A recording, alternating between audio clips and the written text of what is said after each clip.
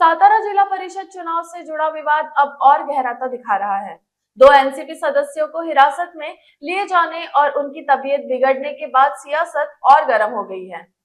पालकमंत्र्यांना सुद्धा चला चला चला प्लीज चला चला अरे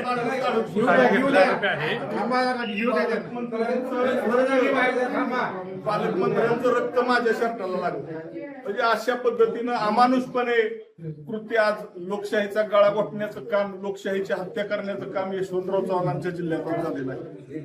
खूप मोठं म्हणजे आज आमच्या राष्ट्रवादी काँग्रेस पार्टीचे 22 सदस्य आणि सेनेचे 15 असे 37 ची मेजॉरिटी होती। आमचे 2 फोडले राष्ट्रवादीचे आणि सेनेचे 2 फोडले, आमची 33 ची मेजॉरिटी झाली।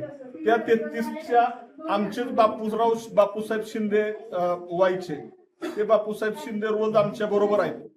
अगदी रोज उठल्यानं काल सकाळी सुद्धा त्यांच्या पाया पडलो गुढीपाडव्या दिवशी, आणि त्यांच्यावरच खोट्या पद्धतीचं त्यांचं अपहरण झालं, अशा पद्धतीची खोटी तक्रार दाखल केली आमच्यावर।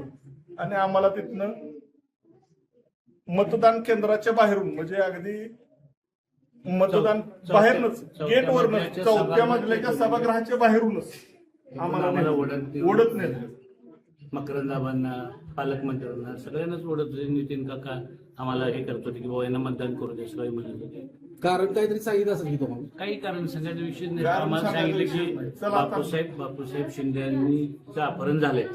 ते बापूसाहेब शिंदे काल 12 वाजता महाबळेश्वरच्या पोलीस स्टेशनवर गेले, तिथले सीसीटीव्ही फुटेज उपलब्ध आहे। ते स्वतः जाऊन सांगतात की माझं काय अपहरण वगैरे झालेलं नाही, मी तर महाबळेश्वरमध्येच आहे।